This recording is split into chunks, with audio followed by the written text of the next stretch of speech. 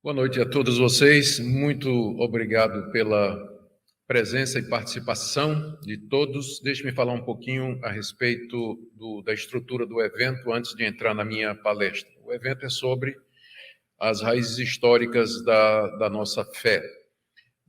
Dois dos palestrantes vão falar da importância da historicidade das Escrituras. Eu vou falar sobre o Novo Testamento e o Dr. Mauro Meister sobre o Antigo Testamento. Por que é importante para nós que aquilo que é relatado no Antigo Testamento e no Novo tenham acontecido historicamente? Depois, Dr. Stephen Nichols, ainda hoje à noite, o Franklin Ferreira, o Heber Carlos de Campos e o Alderi Matos, eles vão pegar temas específicos da história da igreja e vão desenvolver à luz de alguns personagens históricos. E nós teremos também a palestra do nosso pastor, reverendo Cláudio Henrique. Um tema muito interessante é a chegada da fé reformada aqui no Nordeste.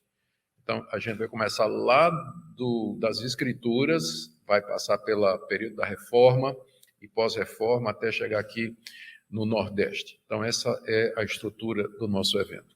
E hoje nós vamos começar vendo a historicidade do Novo Testamento e aquele movimento teológico que se constitui na sua maior ameaça, que é o liberalismo teológico. Muito bem, eu vou começar falando um pouquinho sobre a historicidade do Novo Testamento. O cristianismo é fundamentado em fatos históricos. Num certo sentido, é isso que faz do cristianismo diferente das demais religiões mundiais. Elas se baseiam não em fatos históricos, mas nos ensinos dos seus fundadores. São mais como filosofias. Já o cristianismo, ele depende de fatos que aconteceram e que marcam ou que norteiam a sua existência e a sua realidade. Se esses fatos não aconteceram, o cristianismo é uma farsa e uma mentira, e nós estamos aqui todos perdendo tempo. Por isso, a historicidade da Escritura, ela é crucial para nós. Se os fatos narrados no Antigo Testamento não ocorreram conforme a Bíblia diz, nós não sabemos como o mundo veio a existir, nós não temos noção da origem do mal e do pecado, nós não veremos necessidade da redenção do homem, não existe base para o conceito de morte expiatória, alguém morrendo no lugar de outro, e nem saberíamos se existe um Deus e se ele é bom ou se ele é mau. Para nós, os relatos do Novo Testamento, eles retratam fatos acontecidos na história, o nascimento sobrenatural de Jesus, seus milagres sobre a natureza, suas curas e outros, seus discursos, seus ditos, seus sermões, sua morte na cruz pelos pecados de seu povo, sua ressurreição literal de entre os mortos, o túmulo vazio, o testemunho dos apóstolos, a atividade dos apóstolos depois da morte de Jesus, tudo isso para nós é relevante e importante enquanto fato histórico. Esses são, na verdade, os fatos que formam a base daquilo que nós cremos, que é a fé cristã. E têm sido esses fatos afirmados historicamente. A igreja cristã sempre afirmou que a Bíblia ela é verdadeira, ela retrata fatos que aconteceram na história. Mas em séculos recentes veio um grande ataque, talvez o maior de todos eles, contra essa noção de que a Bíblia está relatando fatos históricos e que história é importante e crucial para o cristianismo. Eu estou falando aqui do liberalismo teológico que tem sua origem no século XVII, mas se desenvolve mais especificamente a partir do século XVIII. A minha palavra nessa noite, a minha palestra, é explicar o que é o liberalismo teológico, e aí eu tenho certeza que vocês vão reconhecer algumas manifestações dele, como é que ele surgiu, o que é que ele defende, o que é que ele ensina, seus efeitos na igreja cristã mundo afora e como nós deveríamos encarar o liberalismo teológico e os assim chamados liberais. Então, em primeiro lugar, vamos falar um pouquinho da origem do liberalismo. O chamado liberalismo teológico é o resultado de um movimento do século XVII chamado Iluminismo, e que se caracterizou principalmente pela sua revolta contra o poder da religião institucionalizada, leia-se a Igreja Católica Romana e as igrejas protestantes reformadas dos países da Europa. E eles se levantaram contra a religião em geral. O que eles diziam é que questões a respeito do funcionamento do mundo, questões a respeito do comportamento humano, isso aí não era da conta da religião. As religiões não tinham que determinar questões que a ciência seria capaz de determinar. E aí eles se levantaram contra o dogmatismo, tanto da Igreja Católica quanto das igrejas protestantes. Já fazia 2 séculos que a reforma havia acontecido. E esse movimento, o iluminismo, ele adotava uma filosofia chamada racionalismo, que era baseada nos escritos de filósofos que se tornaram bastante conhecidos. Você tem 3 deles aí na tela: Descartes, Spinoza e Leibniz. E também eles pegaram o empirismo de outros, como Locke, Berkeley, Hume e outros nomes que para nós não vai fazer muita diferença. O ponto é que tanto esse racionalismo como esse empirismo, que são 2 correntes filosóficas, inclusive até contrárias em tese, elas concordavam que nós temos que excluir Deus do conhecimento humano, uma vez que você não pode provar a existência de Deus pelo racionalismo e nem pelo empirismo, uma vez que o que marca o limite do conhecimento humano são os sentidos, e você não pode provar nada fora disso, então você não pode levar Deus em consideração quando você vai desenvolver o conhecimento humano, levar avante as pesquisas e toda aquela sabedoria que a humanidade deveria ter. Então, o liberalismo teológico, ele surge exatamente como uma tentativa de alguns pastores e teólogos de juntar as ideias do racionalismo com a teologia cristã. Eles não queriam passar por atrasados, fundamentalistas, obscurantistas, e aí eles disseram, bem, o que é que a gente pode aproveitar desse movimento racionalista e misturar com a teologia cristã e assim continuar tendo respeito aí da academia, dos pesquisadores, dos filósofos e assim por diante. Eles então, o resultado foi esse liberalismo teológico, era um nome que a princípio ele não era pejorativo, né, mas os liberais, eles usavam esse nome porque eles estavam libertos das peias e dos dogmas da igreja, e agora eles eram livres pensadores. Eles podiam pensar livremente, sem que a religião ditasse o que é que eles iam achar que era a verdade ou não. E eles passaram, então, a usar a razão e o uso da razão como sendo a medida da verdade e da realidade.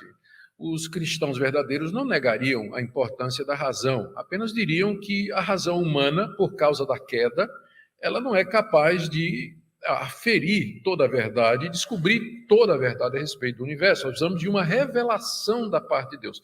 Mas como você não pode provar que Deus se revela, você não pode provar nem que Deus existe pelos cânones da ciência, então esse tipo de argumento foi deixado absolutamente de lado. E esses teólogos, que na verdade pensavam no primeiro momento que estariam ajudando a igreja nesse namoro com o racionalismo, acabaram se tornando o meio pelo qual esse ataque massivo, poderoso, contra a confiabilidade dos relatos bíblicos acontecesse. Muitos pastores, professores e mestres das igrejas cristãs, que eram oriundas da reforma protestante, se deixaram levar por essas ideias. Isso primeiro aconteceu na Alemanha, é lá que surge o liberalismo teológico. Depois ele vai para a Inglaterra, onde recebe o nome de deísmo, é diferente de teísmo. O teísmo é aquilo que a gente crê. Há um Deus e esse Deus se relaciona com a criação, ele interfere na vida diária. O deísmo dizia que até pode existir um Deus, mas se ele existir, ele não interfere na vida humana. Ele só observa aquilo que ele deu origem, provavelmente através da evolução, há milhares e milhões de anos atrás, mas ele não interfere na realidade humana. Então, o racionalismo levou ao liberalismo teológico na Alemanha, ao deísmo na Inglaterra, e França, Holanda e outros países onde havia igrejas protestantes também foram profundamente afetados por esse tipo de pensamento, que rapidamente tomou conta das denominações e maioria das denominações e escolas de teologia. Nem todos pastores e professores de denominações e igrejas foram nessa onda, que começou lá no início do século XVIII. Mas o liberalismo e o deísmo acabaram triunfando em muitas denominações e escolas de teologia. E de lá da Europa, foi para os Estados Unidos, meados do século XIX, e dos Estados Unidos foi importado para aqui, para o mundo, foi exportado para o mundo e trazido para cá, para o nosso país. Liberalismo teológico está presente até hoje, embora já tenha caído de moda, eu vou falar sobre isso, ele caiu de moda já em alguns lugares, na Europa, por exemplo, apesar que deixou um rastro de destruição. Mas aqui no Brasil, alguns desses nomes que nós vamos mencionar aqui são venerados em escolas de teologia, dos cursos de teologia das universidades públicas, são vistos como luminares, pessoas de grande capacidade, teólogos importantes e tudo mais. O efeito ainda continua. As chances de você encontrar o liberalismo teológico por exemplo, você decidir fazer um curso de teologia numa universidade federal é de 100%. Com certeza você vai se dar o que vai ser ensinado em termos de teologia nas universidades, naquelas escolas que não são confessionais, vai ser o liberalismo teológico, essa teologia deturpada e que se desviou completamente daquilo que nós acreditamos que a Reforma Protestante acreditou. Muito bem, vamos ver agora o que é que os liberais defendiam. E aí vocês vão reconhecer algumas coisas. Bom, como já disse, o liberalismo teológico, ele representou uma revolta contra o domínio do cristianismo sobre as artes, ciência, conhecimento, cultura, desde a Reforma Protestante. E agora eles queriam se libertar. E eles tinham algumas ideias. Depois que o liberalismo ele ganhou corpo, ganhou cara como movimento, ganhou consistência, as suas ideias, então, começaram a ficar muito claras. Primeiro, o sobrenatural não invade a história. E se existe alguma realidade sobrenatural, ela não intersecta com a história bruta, com os fatos, com o nosso dia a dia. Portanto, milagres não acontecem. Eles não acontecem como fatos no tempo e no espaço. Mas milagres, eles são explicações ou projeções das pessoas na tentativa de descrever suas experiências ou entender Deus. Eles diziam que os milagres que nós temos no Novo Testamento, eles, na verdade, foi uma tentativa, nunca aconteceram. Jesus, por exemplo, nunca andou sobre as águas, não é? Isso aí, você está vendo aí a capa do livro de Rudolf Bultmann, traduzido para o português, Jesus Cristo e Mitologia. E eles, de propósito, os editores, botaram uma figura aí de Cristo andando sobre as águas para dizer que isso aqui é mito. Né? Isso aí nunca aconteceu. Isso aí foi os discípulos de Jesus que, numa tentativa de explicar como Jesus era maravilhoso e quase Deus, inventaram que ele andava sobre as águas. Ele tinha poder sobre a natureza. Porque milagres realmente não existem. Isso aí, os milagres só acontecem na cabeça dos judeus do Antigo Testamento, que escreveram o Antigo Testamento, ou dos cristãos discípulos de Jesus do primeiro século. Milagres, então, como o nascimento virginal de Cristo, os milagres que o próprio Jesus realizou, a sua ressurreição de entre os mortos, os milagres do Antigo Testamento nunca aconteceram na história, mas somente, como eu disse, na imaginação dos judeus e dos cristãos que escreveram a Bíblia. Temas como criação, Adão, queda, milagres, ressurreição, pertencem ao imaginário judaico-cristão e não à história real e bruta. Os relatos bíblicos dos milagres são invenções piedosas do povo judeu e dos primeiros cristãos. São mitos e lendas oriundos de uma época pré-científica. Eles não entendiam o que é o trovão, não entendiam como é que funciona o relâmpago, e aí eles atribuíam aquilo a uma ação de Deus. É Deus que está falando do céu, é Deus que está se manifestando, mas depois, hoje nós sabemos melhor, nós vivemos numa época científica em que praticamente todos os fenômenos eles têm uma explicação natural. Para cada causa, para cada efeito, existe uma causa. O mundo seria um sistema fechado de causa e efeito, onde não há nada sobrenatural, não há nenhuma interferência da parte de Deus. Gente, eu estou só descrevendo o que eles pensam, viu? Que eu estou vendo gente balançando a cabeça assim. Eu não acredito nisso, não é? Eu estou só descrevendo o que é que eles estão dizendo, tá?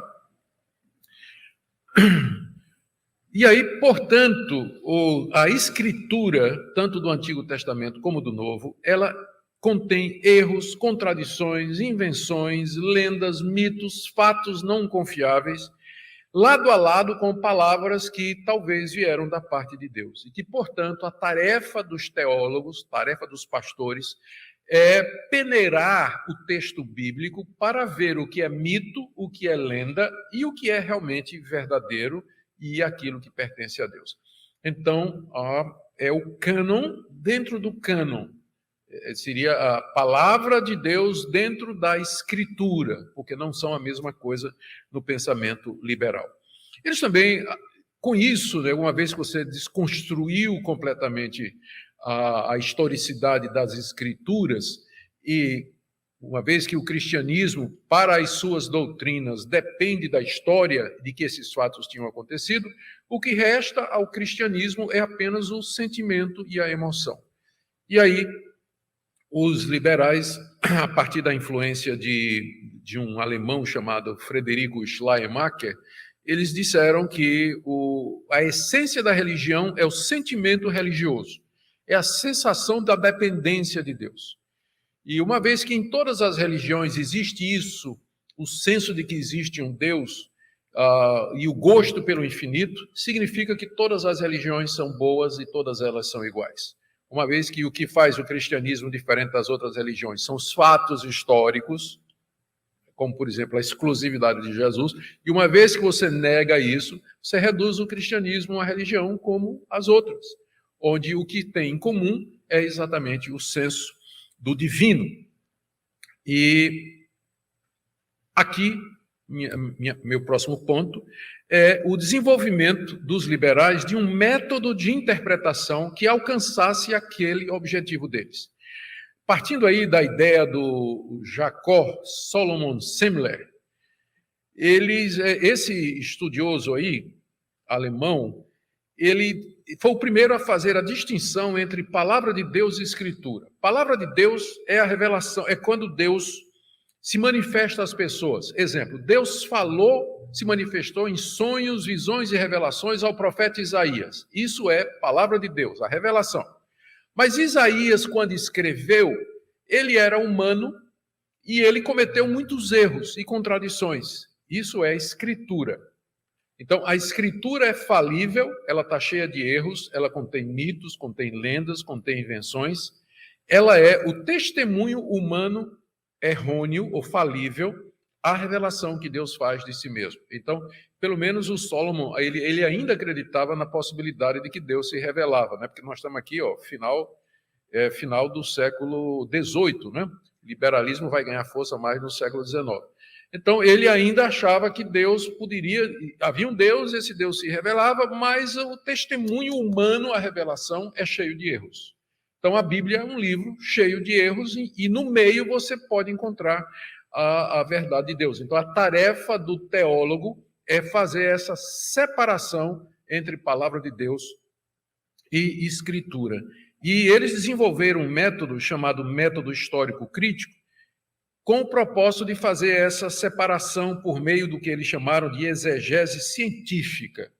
Nós vamos tratar a Bíblia como qualquer outro livro de religião. É literatura. Então nós vamos saber como é que foi produzido, como é que veio essas ideias dos milagres, quem são realmente os autores e assim por diante.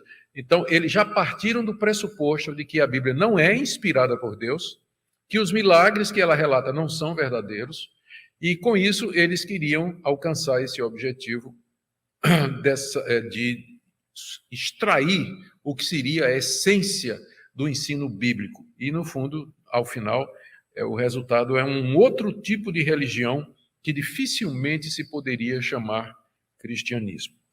Para vocês terem uma ideia, ainda pensando no método histórico crítico, o Rudolf Bultmann é um teólogo alemão. Ele na verdade, ele é um pesquisador, um estudioso do Novo Testamento, considerado um dos caras mais cultos do século passado. Ele era defensor do método histórico crítico, mas especialmente da crítica da forma. É um tipo de crítica aqui que procura descobrir em que ambiente essas declarações e os milagres surgiram. Ele dizia, depois de ele fazer os seus estudos, negando a historicidade do Novo Testamento, ele diz que a única coisa histórica do credo apostólico é a frase: Jesus padeceu sob o poder de Pôncio Pilatos. O resto é tudo invenção. No que fala de Cristo, crê em Jesus Cristo, seu único filho. Jesus não é o único filho de Deus. Toda a humanidade é filha de Deus. Todos são filhos de Deus. Ele foi concebido por obra do Espírito Santo? Nada. Ele nasceu normalmente como todo mundo nasce. Ele não é gerado pelo Espírito Santo. Ele não nasceu, ele nasceu de Maria, mas esse negócio de que nasceu da Virgem Maria, não tem isso. Padeceu sob o poder de Pôncio Pilatos? Sim, é verdade. Nós temos fontes, fora da Bíblia que falam, que referendam a morte desse Galileu pelo procurador Pôncio Pilatos. Então isso é um fato histórico. Mas que ele ressuscitou dos mortos, que ele foi crucificado, isso aí ninguém sabe se é verdade, isso é invenção dos cristãos. Que ele ressurgiu dos mortos, subiu ao céu, está à direita de Deus e vem julgar os vivos e mortos, isso tudo é a fé da igreja, mas não é história. A única coisa que aconteceu mesmo é que ele morreu sob Pôncio Pilatos, não é? Então eu fico perguntando às vezes por que um cara desse ainda continuava ensinando teologia, né? Era melhor ele fazer outra coisa. Mas são muitos, os liberais desse período eram todos pessoas muito versadas, membros de igrejas que tinham adotado o liberalismo.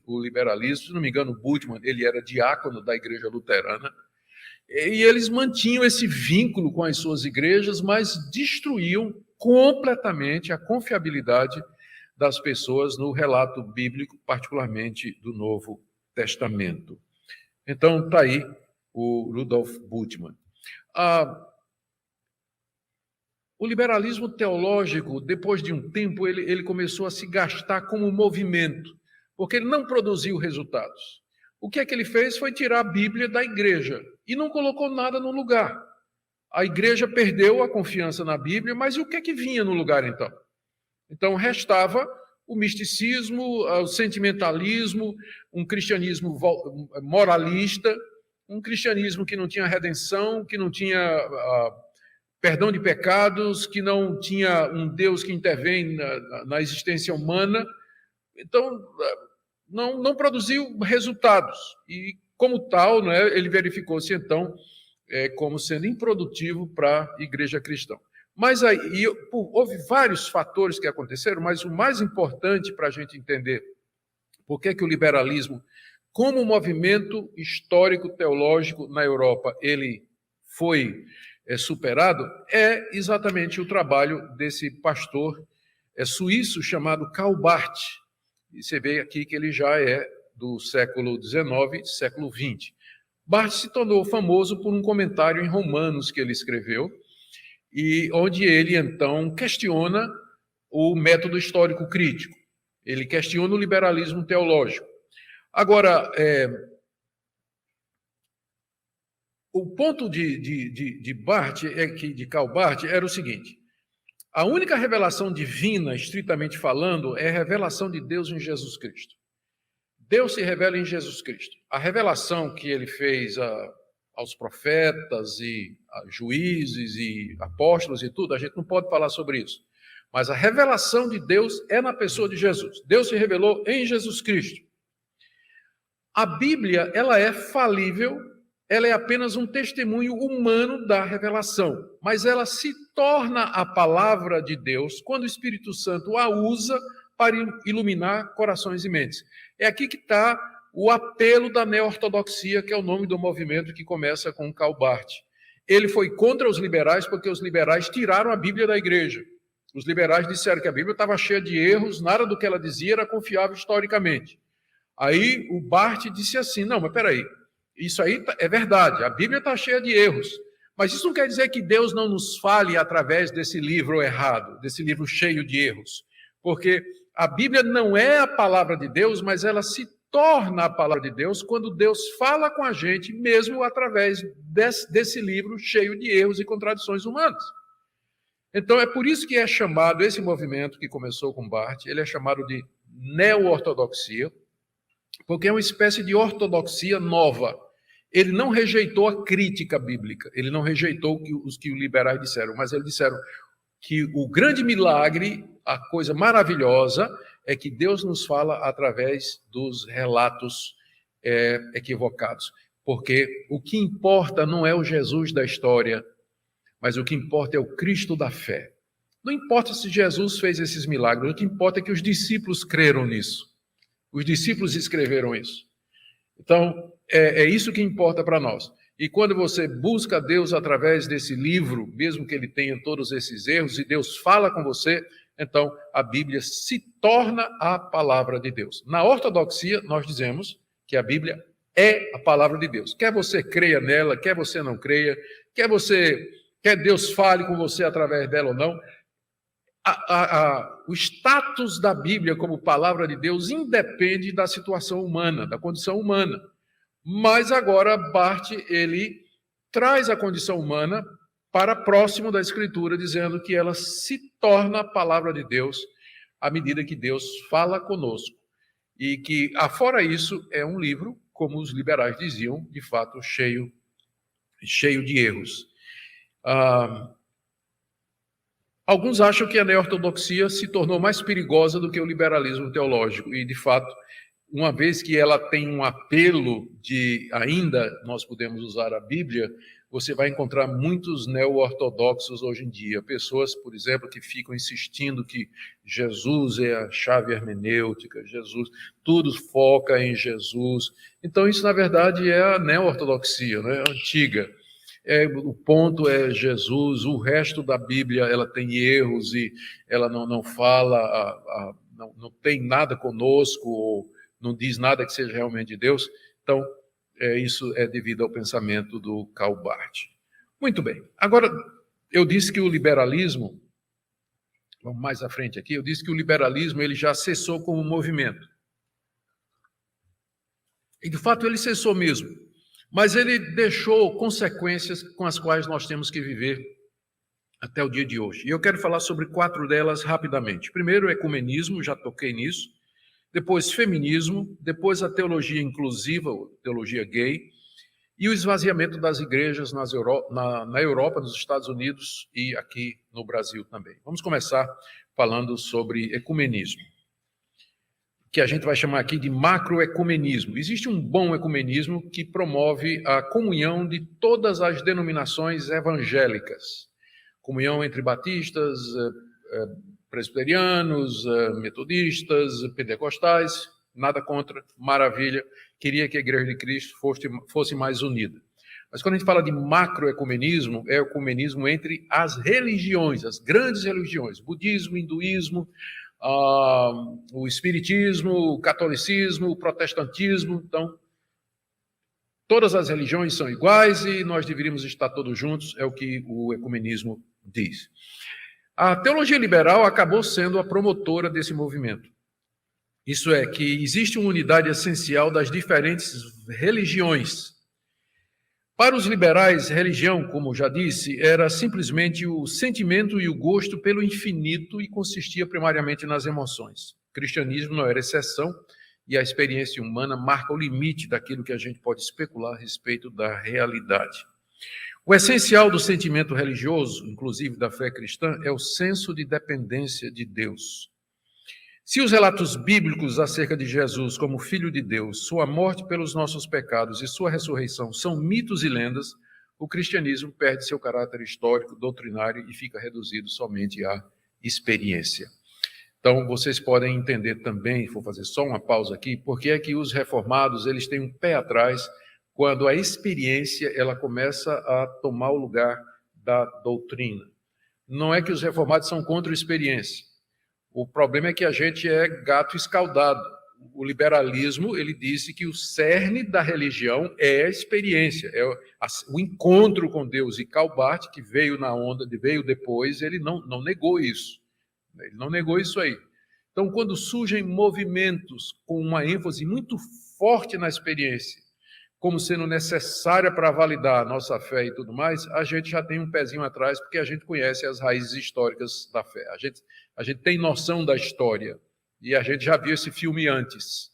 Então, por isso que os reformados, o pessoal pergunta, né? Os reformados são frios, nós chamamos a gente até de sorveteriano, né? Não é que a gente é frio. Nós não somos contra emoções, apenas conhecemos a história. A gente já viu esse filme antes, e por isso a gente fica cauteloso quando se quer dar um lugar indevido para a experiência religiosa. Mas, então, uma vez que você entende que religião é basicamente o gosto pelo infinito e que isso é encontrado em todas as religiões, nós temos aí base para dizer que todas as religiões são iguais e querem a mesma coisa, diferindo apenas da maneira como elas vão conseguir isso aí. Esse ecumenismo de todas as religiões é fruto do liberalismo teológico que destruiu a exclusividade do cristianismo, anulando a historicidade tanto do Antigo como do Novo Testamento. E assim abriu as portas para a apostasia, negando a validade dos relatos bíblicos e, com isso, negando a exclusividade de Jesus. O ponto para nós é que Jesus se apresentou como sendo o único caminho para Deus. Uma vez que Jesus nunca disse isso, que isso é a invenção dos discípulos dele, então o cristianismo é uma religião como outra qualquer. Segundo efeito ou consequência do liberalismo que eu queria mencionar é o feminismo cristão. É evidente que eu não pretendo aqui dizer que o feminismo dentro da igreja cristã é fruto direto do liberalismo teológico, porque todo mundo sabe que o movimento feminista teve origem no século XVIII com a vindicação dos direitos da mulher, especialmente e primariamente o direito de votar. É o movimento das sufragetes na França. É o início do movimento feminista e não tinha nada a ver com a igreja. As mulheres apenas queriam ter os mesmos direitos do homem, no caso de poder votar para os cargos políticos da nação. E é um movimento que nada tinha de religioso. Mas esse movimento ele entrou na igreja a partir do livro de Catherine Bliss, O Trabalho e o Status da Mulher na Igreja, de 1952. Você tem aí uma foto da Catherine e o nome do livro dela aí no slide. Esse livro é considerado como um marco inicial do moderno movimento feminista dentro da cristandade. O que a Catherine faz nesse livro é observar que, embora as mulheres estivessem extremamente envolvidas na vida da igreja, a participação delas estava limitada a papéis auxiliares, tais como escola dominical e missões. E a essa altura também aparecem mais outras feministas, como Betty Friedan, por exemplo, que chegou a dizer, eu agora estou na dúvida se foi ela ou se foi outra, mas se não foi ela, foi alguém que pensava como ela, que o papel da mulher era definido pelo homem na sociedade machista e patriarcal que nós vivemos e que se resumia a igreja, criança e cozinha. Kirche, Küche e Kindern, em alemão. Eram as três coisas que as mulheres, o papel das mulheres eram essas três coisas. Então elas estavam revoltadas, elas queriam estudar, queriam se desenvolver intelectualmente, queriam emprego, queriam ter o direito de votar e tudo mais. Num certo sentido, não é? Quando o movimento feminista começou, eu acho que a pauta estava correta. Há direitos que são pertinentes ao homem e à mulher. Não tinha por que o homem votar e a mulher não. Eu não vejo por que teria essa diferença. Mas o problema é que quando entrou dentro da igreja, o feminismo veio a aceitar que o cristianismo havia incorporado nas escrituras uma atitude patriarcal dominante na cultura de suas origens. E com essa conclusão em mente de que a mulher precisava de libertação, se estabeleceu um curso de ação que tinha como alvo abrir as avenidas para o papel de liderança das mulheres na igreja. E é aí que surge a chamada teologia feminista, que o ponto é esse aqui. A teologia feminista ela foi profundamente influenciada pelas consequências do liberalismo teológico na interpretação bíblica. A teologia feminista partia do pressuposto de que a escrita e a leitura de qualquer texto são irremediavelmente determinados pela perspectiva social e a experiência de vida dos seus autores e leitores. Empregando, então, esse princípio de leitura da Bíblia, as feministas dentro das igrejas cristãs concluíram que a Bíblia é um livro machista que reflete o patriarcado dominante na cultura israelita e na cultura grega daquela época. A Bíblia é um livro de experiências religiosas, mas seu texto foi escrito por homens. Foi escrito por homens. E nenhum texto foi escrito por mulher. Portanto, é preciso desconstruir a narrativa bíblica, expor o preconceito que ela tem contra as mulheres e construir uma teologia que empoderasse as mulheres nas lideranças das igrejas como pastoras, presbíteras e assim por diante. O problema é que não parou aí. Elas entenderam que não era só uma questão da mulher ocupar cargos na igreja, uma vez que foram impedidas por conta do patriarcado que você tem na Bíblia. No Antigo Testamento, nenhuma mulher sacerdotisa. No Novo Testamento, ela é proibida de falar, ela não pode ser consagrada pastora, presbítera. Então, tudo isso reflete o machismo da época. E é claro, né, uma vez que está dizendo isso, é um ataque direto à inerrância e à infalibilidade do relato bíblico. E especialmente a narrativa da criação, onde Deus, ao criar o homem e a mulher, ele o fez em etapas, criou primeiro o homem, depois a mulher como sua auxiliadora, deu papéis distintos. Então é claro que para poder afirmar esse tipo de teologia, você tem que negar a veracidade do relato da criação, por exemplo.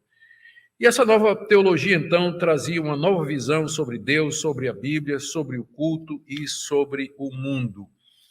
Elas disseram que, ou eles, né, muitos homens também, na teologia feminista, a teologia teria de se redefinir e a se alinhar com o ponto de vista feminino.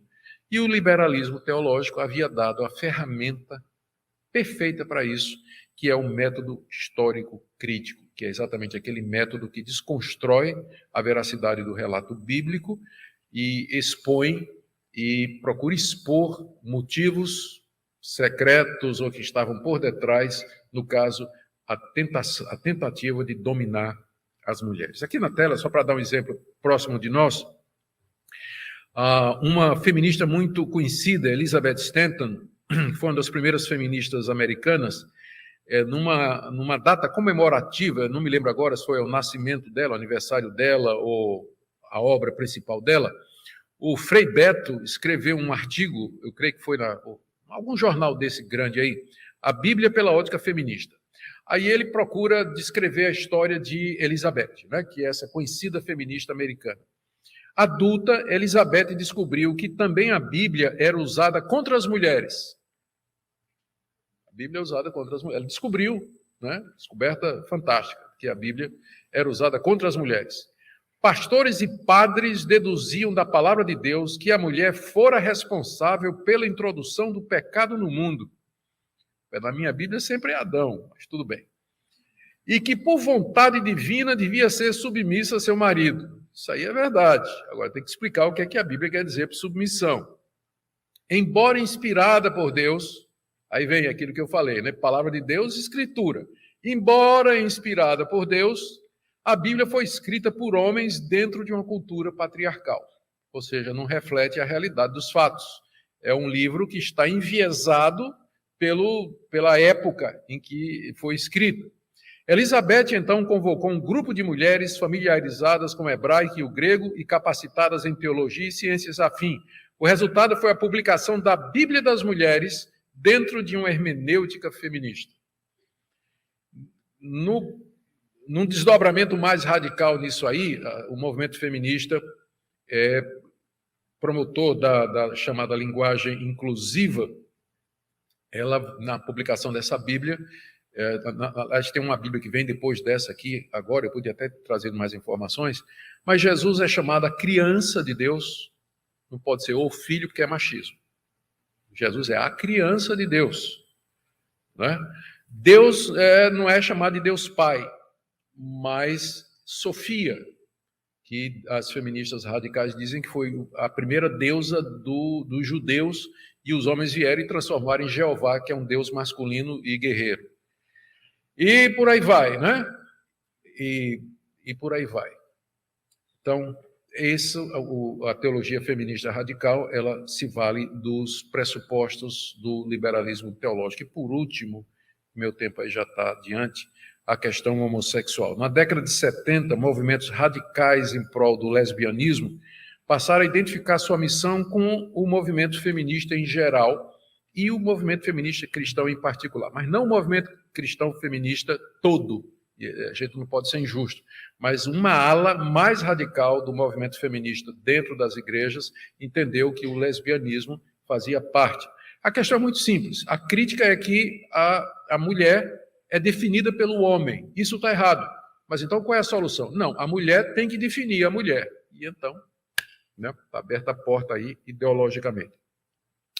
A maior contribuição para a entrada do lesbianismo no movimento feminista radical foi essa líder feminista aí, que está na tela, a Kate Millett, que publicamente admitiu ser lésbica após escrever o livro Sexual Politics, um best-seller publicado em 1970. Isso em 1970 deu um escândalo que foi parar na capa da Times. Hoje em dia, né, todo mundo assume isso aí nas redes sociais e já virou coisa rotineira, mas na década de 70, isso aqui foi parar na capa da revista Times, quando ela publicamente admitiu que era lésbica. O fato ganhou divulgação mundial, e aí surgiram animadas por isso, surgiram dentro das igrejas na Europa e nos Estados Unidos, grupos de lésbicas cristãs, pressionando para a aceitação do casamento gay, aceitação de homossexuais e lésbicas ativos como membros comungantes das igrejas. Prevaleceram. Hoje, na Europa, há muitas igrejas onde isso aí é visto como normal. Nos Estados Unidos também, inclusive a igreja mãe da Igreja Presbiteriana do Brasil, com a qual nós já cortamos os laços desde 1950. Né, que de vez em quando o pessoal diz, mas a tua igreja aceita isso. Não, nós já cortamos laços com essa igreja desde a década de 50. A Igreja Presbiteriana dos Estados Unidos, que aceita casamento gay, a ordenação de gay, a prática homossexual como sendo absolutamente normal. Aqui no Brasil, várias igrejas também aceitam. O resultado, isso tudo que a gente está vendo hoje, é o resultado do liberalismo teológico e seu ataque à autoridade do Novo Testamento, à autoridade das Escrituras. Uma vez que você tira a autoridade da Bíblia, a sua certeza, infalibilidade, a porta está aberta para você introduzir, para você seguir a cultura e se amoldar ao pensamento ao pensamento do mundo. Ok? Vamos agora para o último ponto, que é o esvaziamento das igrejas. Aqui é rápido.